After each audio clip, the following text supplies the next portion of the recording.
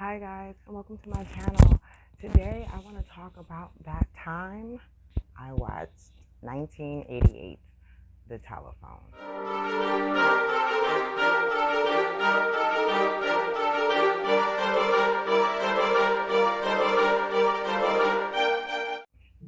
I had never even heard of this movie before. I'd never even seen the cover of the movie before. It's completely foreign to me. And with that being said, this movie is such an underrated gem, in my opinion. It was, I believe, January of this year. I was under the weather. I was not feeling good. And I had just gotten over the Marvel marathon. I was watching all the Avengers and all those movies and things like that. And then I said, oh, it's time to go back to my roots. So I went to Tubi and I went into the horror comedy section. I wasn't feeling good. I'm always in the mood for horror, but I kind of wanted to laugh and keep myself a little upbeat. So I love Whoopi Goldberg. So when I saw a movie cover with her cover, her face on the cover, I was like, let me check this out. And I'm so glad that I did. I cannot say too much about this movie without spoiling it. And I do not want to spoil this experience for anyone. You have to experience this film yourself. Now, when this film was released in 1988, it was panned by critics. It has a 4 out of 10 on IMDb currently. And it only made just under $100,000 at the box office, and its budget was $2.2 million. That's pretty bad. But like most movies in the 80s, I just believe that it was before its time. The Telephone is pretty much a one-woman show, and it has on full display Whoopi Goldberg and all of her greatness. I mean, it really showcases why she is an EGOT winner and a GOAT, period. Literally, 80% of the film is Whoopi. And the synopsis basically of the plot is that she is an out-of-work, struggling actress. And she heads home after work.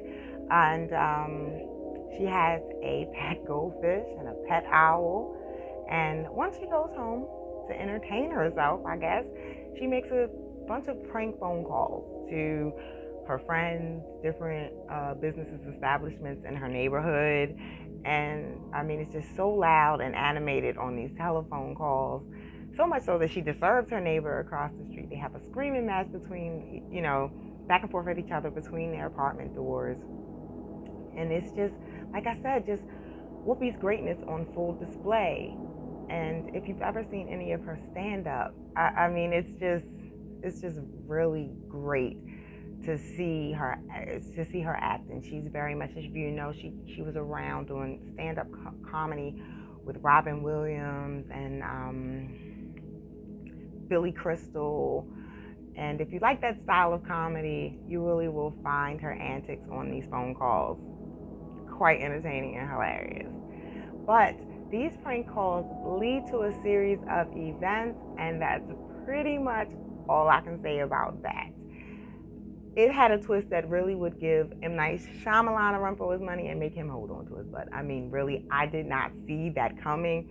Once it was over, I called my mom. I called other contacts in my phone, like, you have to check this movie out. It is with Whoopi Goldberg. I was literally just calling anybody who would listen and telling them to watch this movie. It is so good. You have to check it out and give it a chance.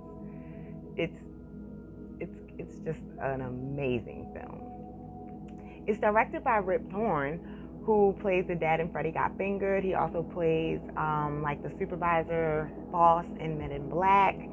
And this was the first and only film he directed. And it probably had to do with how the critics perceived the film. It was nominated for some Razzies. They even nominated Whoopi for some, which I completely don't understand. But again, it was 1988. But there are people out there that do appreciate the greatness of the film and Whoopi's talent, and is named like it's top 10 movies with a one-person show or something like that. Don't quote me. But I'm glad that now the film is starting to be appreciated, and there are others out there that appreciate the film, and I just feel like I had to share it with you. That's it for me in this video. I'll see you in the next one.